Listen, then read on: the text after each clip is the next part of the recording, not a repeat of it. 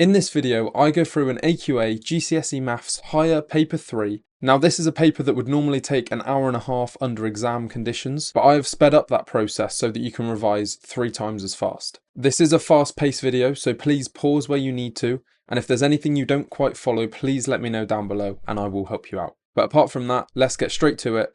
Thank you very much. So question 1, the line with equation y equals 2x plus 7 intersects the y-axis at A. Complete the coordinates. That is going to be at 7 because of the c value in that equation. Write down a fraction equivalent to 1.875. If you use a calculator for this and put in 1.875, press equals. You may have to press the S to D button, but it will give you 15/8. 1 mark, no workings needed. 5x plus 11 equals 3x plus 19. If we take away 3x, you're going to be left with this, and then we take away 11, so x equals 4. Again, double check that by subbing it into the equation, and you will get 31 equals 31, just to show that you've done the right thing. A map has a scale of 1 to 5,000. How many meters are represented? So if 4.5 centimeters is on the left-hand side, we want to times that by 5,000, which is 22,500 centimeters. And to get that into meters, we can divide it by 100 to get 225. The number of hedgehogs in England are expected to reduce by 4% each year. There are currently 1 million. This is compound interest. So 1 million times 0.96, because it's a reduction of 4%, to the power of 5 years. Simply put that in your calculator, you will get your answer. So this is the answer I got, and I would probably round that down to the nearest hedgehog, the whole hedgehog. Question 6. We have a cuboid, and cuboid B is made of 2 of cuboid A. The volume of A to B is 1 to 2. Matthew says the surface area of A to the surface area of B must be 1 to 2, because B is made of 2 of A. You can see straight away that A has 6 faces, but B, 2 of those faces are stuck together in the middle. So this is only going to have 10 faces in total, and feel free to count those. So the surface area is actually going to be 6 to 10, which is not 1 to 2. And that is your final answer. Question 7. Complete the table of values for y equals x squared plus 2x. So all we do is we take the minus 2 and we sub it into the equation. So that's going to be 0. And then if we also sub 1 in, 1 squared is 1 plus 2 is going to be 3. Because it's a quadratic, you should have some kind of symmetry there, and you can see we have symmetry. Draw the graph of this from minus 3 to 1. So exactly what we've got in our table. I'm just going to plot those as points and you will see the final product. And that is your final answer. Jing has £2,450, saves some and gives the rest to her 4 brothers. Money saved to given to brothers is 2 to 5. She gives each of her 4 brothers the same amount. Does each brother receive more than £430? First of all, find out the total that she gives to the brothers. So 2450 divided by the sum of the ratio, which is 7, which is £350. So that is 1 unit of the ratio. We then do 350 times 5, which is 1,750. That is the total that she gives to her brothers. We now divide that by 4 because there are 4 brothers, and we get £437.50. So yes, each brother received more than £430. The pie chart shows information about people at a fair during 3 days. There are 132 more people on Friday than on Thursday. So Friday to Thursday, you can see, we know the degrees for them. So we want to work out how much is 1 degree worth in this pie chart. So the difference between them, 80 take away 25 is 55 degrees, and that's 132 people. So here we can just divide that by 5 to make it a little bit nicer, because 5 will go into the Saturday degrees, is going to be 12 people. And because a pie chart is 360, 80 plus 25 is 105 degrees. So 360 take away 105 is going to be 255 degrees. So 255 degrees, we're going to have to multiply that by 51 to get from 5 to 255. So 51 times 12 is 612 people. And that is our final answer. Use trigonometry to work out the value of x. So this is opposite, and then we have the adjacent. So it's going to be tan of 58 equals the opposite over the adjacent from TOA, so the x goes on the top, 46 in there. X equals 46 tan 58. Again, put that in your calculator and the answer is 73.62. I would recommend anything between 1 and 3 decimal places for this one. Millie is estimating this. She rounds each decimal to one significant figure. Work out the estimate. So specifically one significant figure here. So 8.34 to one significant figure is 8, and 10.21 is going to be 10. So 1 over the cube root of 8 all squared times 10 is going to be 1 over 2 squared times 10, which is 1 over 40, and that's going to be 0.025. 11b, my estimate must be more than the exact value. Without working out the exact value, give a reason how she can know this. With both of those numbers, 8.34 and 10.21, we rounded down, and if we divide by a lower number, then it's going to make the overall number higher. For example, if we were to do a third and a half and compare them, the smaller number on the bottom makes a bigger number overall, because a half is 0.5, whereas a third is only 0.3 recurring. Here is a biased spinner, because the green is obviously a lot more common than the red. Ali, Ben and Carey want to know the probability of spinning red on the biased spinner. They each spin it and count how many times it lands on red and divided that by the total number of each spins. Ali spun red the most times, Ben spun the spinner the most times, and Carey says the relative frequency of red is 0.25. Every time, this is going to be Ben. The more you spin the spinner, the better represented that is going to be of the total probability that you will get a red. Dev spins the spinner 80 times. He says my relative frequency of red is 0.185.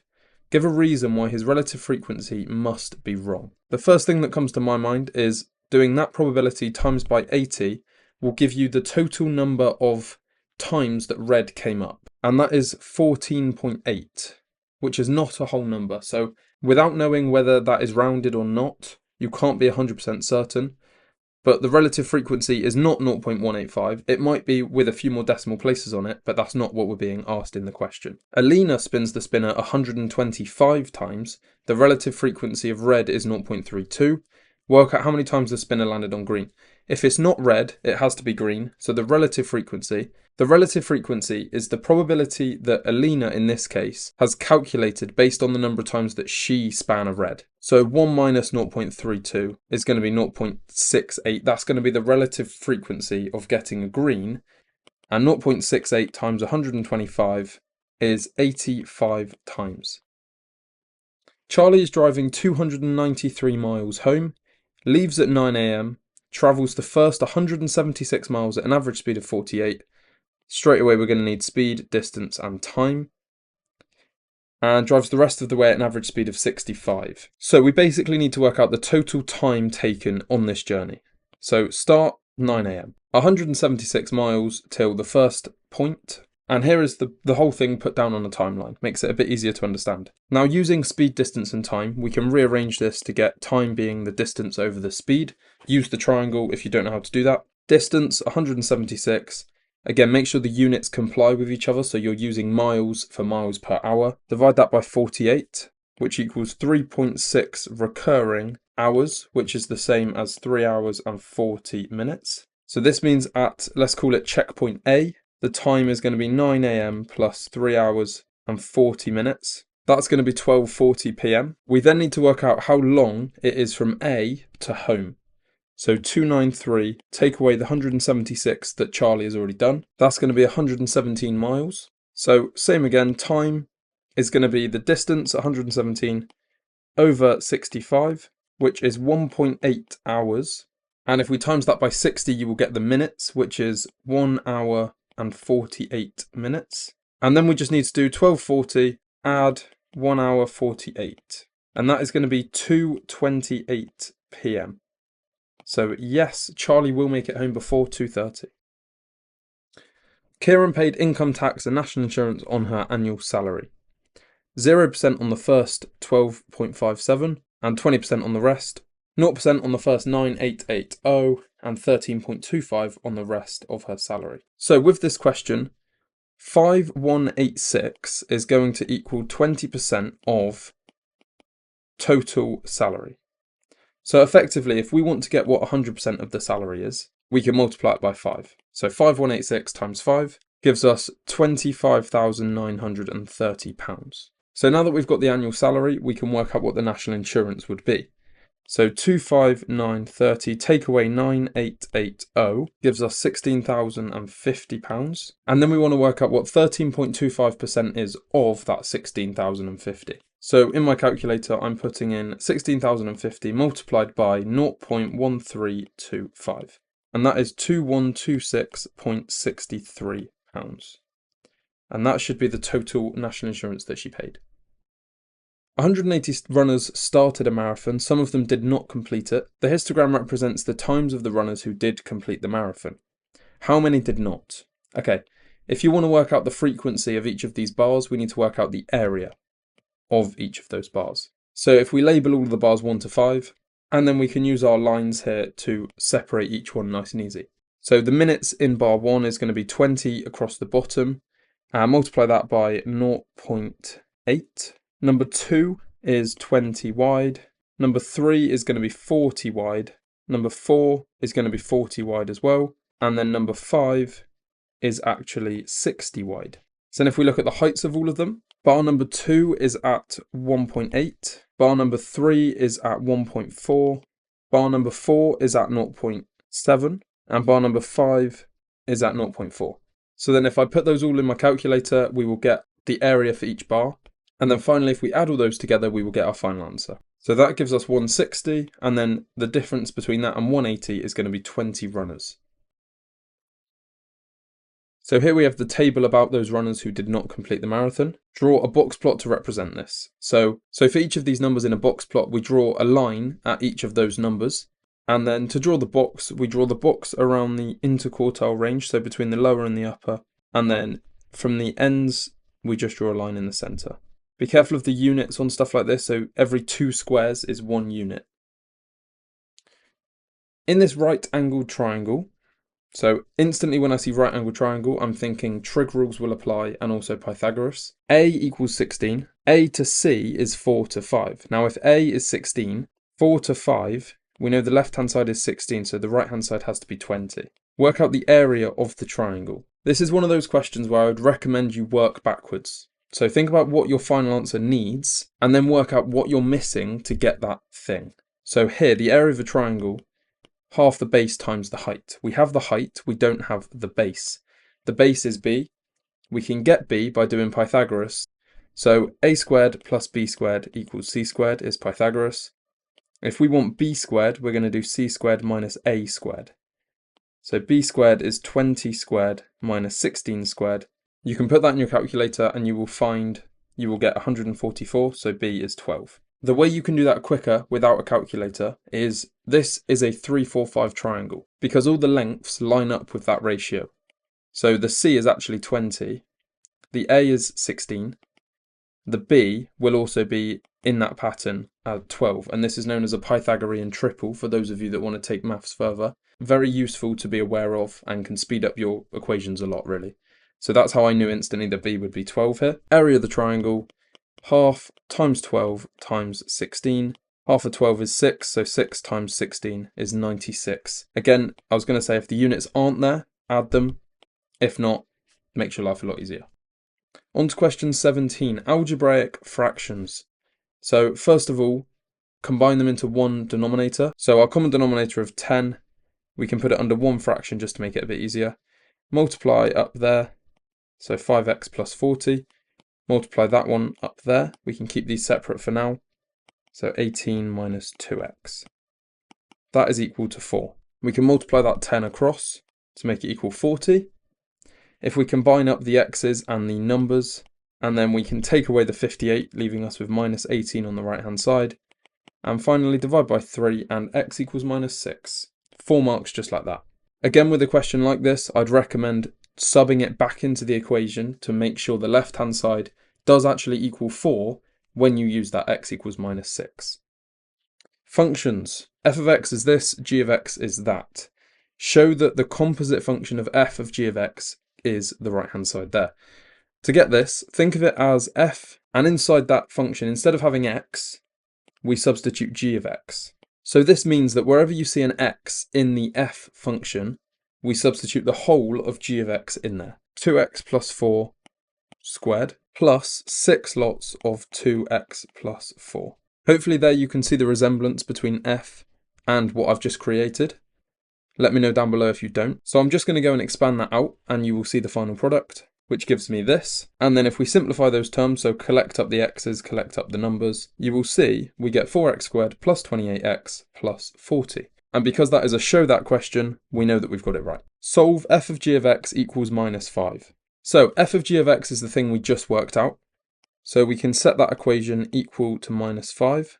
When we're solving a polynomial, whether that be a quadratic or a cubic, we want to set the right hand side equal to 0. So we're going to add 5, and then we basically need to factorise this. We've got two options. We can either have 2x and 2x, or we could have 4x and x at the front of our brackets. But I can see straight away that to get 45, we would only use 9 and 5, other than 45 and 1.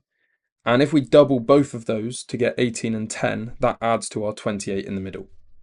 So I've removed the bottom set of brackets, and in there we put plus 9 plus 5.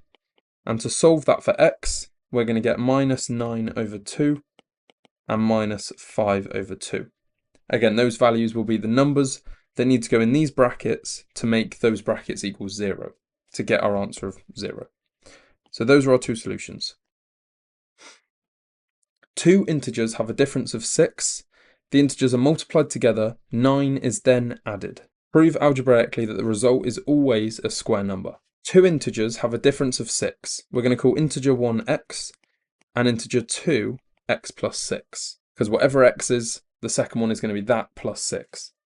They are multiplied together, so x times x plus 6, and then add 9. Prove algebraically that it will always be a square number. If we multiply all that together, x squared plus 6x plus 9, and proving algebraically that it's always a square number means that that has to be something squared. Whatever that y is, it has to have a square on the outside of it. If we factorise this, you'll notice that is going to be the same as x plus 3x plus 3, which is equal to x plus 3 squared. No matter what that x value is, because we square it, it's going to be a square number every time. Sunil thinks that E and D are linked by the equation E equals 36 over D. The graph shows the values of D and E for D between 2 and 6. Choose one point on the graph and state if the equation is correct for that point. So find a nice coordinate, and we're going to go for this one here. That is at 6 on the D and 6 on the E. If an equation is true, and this represents the line properly, then at whatever coordinate you choose along the line, the equation should make sense, or it should be true. So if E equals 6 and D equals 6, we can say that 6 is equal to 36 over 6, and that is 6 equals 6. So that equation is true. Just practice it if you don't quite understand it. Practice it with, for example, 6 and 20. You will soon realise that when you sub it in the equation, it does not make sense. This is the point I'm trying to make. G is directly proportional to the square root of h. Ignore the rest of the question straight away. G, directly proportional to the square root of h. We convert that into an equation, which is going to be k root h. Some scale factor is multiplying by that to make it g. This is a standard procedure I would recommend doing at the start of any, this for directionally proportional. If it's inversely proportional, it's going to be 1 over, or k over, that thing. G to h is 3 to 2 when h equals 16. Work out the ratio when h equals 100. If h equals 16, we're going to have g is equal to 4k, because the square root of 16 is 4. We know that h is 16, so similar to what we did on the other question, we can kind of scale up the ratio. We multiply by 8 on the right hand side. That's going to be 24 for the g, so we know that 24 equals 4k, so k is going to give us 6. So we now can amend this equation to say that g equals 6 root h, and we are now asked what's the ratio when h is 100. So g equals 6 multiplied by the square root of 100, which is 10, so g equals 60. So 60 to 100, technically they don't ask for the simplest form. However, out of practice, I would recommend doing that. We can divide both sides by 20 to get 3 to 5. That is your final answer.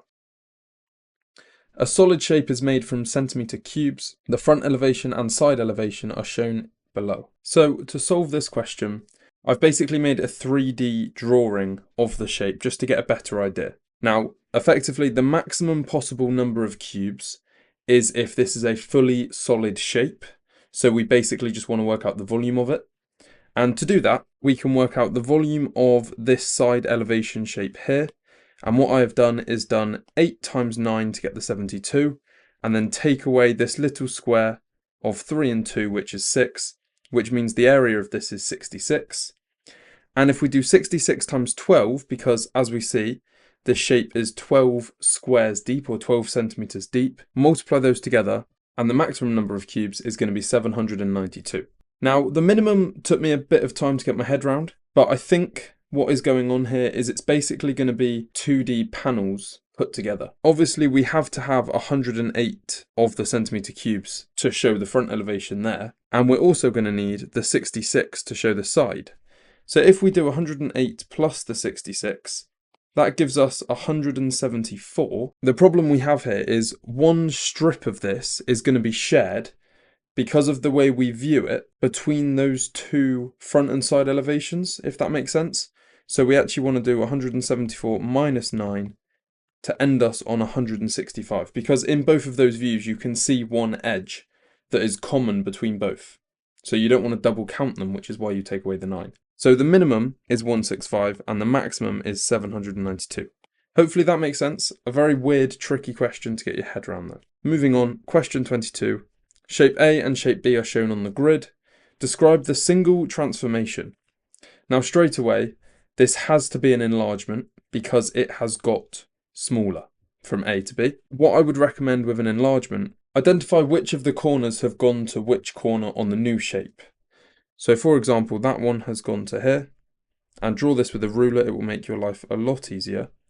But what you will see is naturally they form at a certain point. Those three lines join up right here. So the first thing you want to say is it is an enlargement. That will get you the first of the 3 marks. The second is the scale factor. Because this has got smaller and it's on the opposite side of the centre of enlargement, the point, it's going to be a negative fraction. So scale factor is going to equal minus, and you can see that, for example, this length here is 3, whereas here it was 6. So that scale factor is going to be minus a half. And the centre of enlargement, again, I'd recommend writing that out in full terms rather than just COE, is that point that we've identified at 7, 4. That is how you get 3 marks on this question. Bearings, question 23. A boat sails 35 kilometres north from A to B.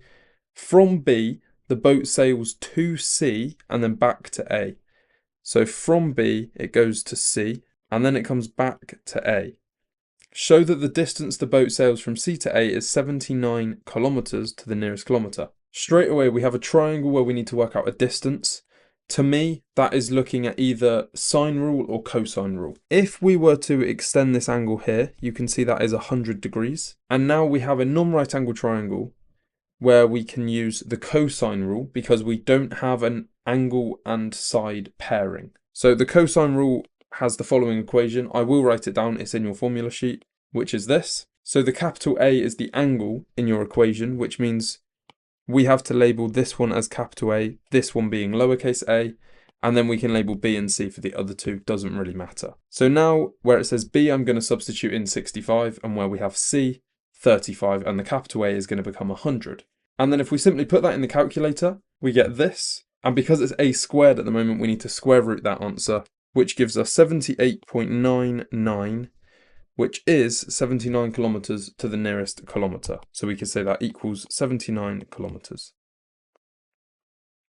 Work out the bearing of A from C. Be really careful with the wording in these questions. So if we go back to the previous page, the bearing of A from C, so we start at C, and we do it all the way around, because remember, when we do bearings, you always want to start from the north line and go clockwise around it. So obviously the easier thing to do here is we need to work out that little angle in the middle. And that is where the sine rule is going to come in, because now we have that angle side pairing, which you need for the sine rule. Another quick thing to note is because these two north lines are parallel, we can work out what that angle is using the fact they are co-interior angles. So this is 100. You could also use the fact that this angle here is alternate angle to it. So that is going to be 100 as well, which is the same. So when it comes to the sine rule, we can label this one B, and we can do our new 79 length on the A and pair that with our 100 to have sine 100 over 79 equals sine of B over 35. And I'm just going to copy and paste that and put it back on the other page so we have the lines for the workings. So working out that left-hand fraction, if we then multiply by the 35, and then finally we can do the inverse sine of that 0.436 to get that internal angle. So we get the angle at 25.87 if we round it to 2 decimal places. That is going to be that internal bit there. So if we add 100 to that and then take that away from 360, then we have our bearing. So 25.869, add 100 is going to be 125.869. And then 360, take away that, and that is going to be 234 degrees to the nearest degree. And that sums up the end of this AQA Higher Paper 3. So thank you very much for watching. I really hope this has helped. Best of luck in your exams, and please like and subscribe if you found it useful. I will see you in the next one.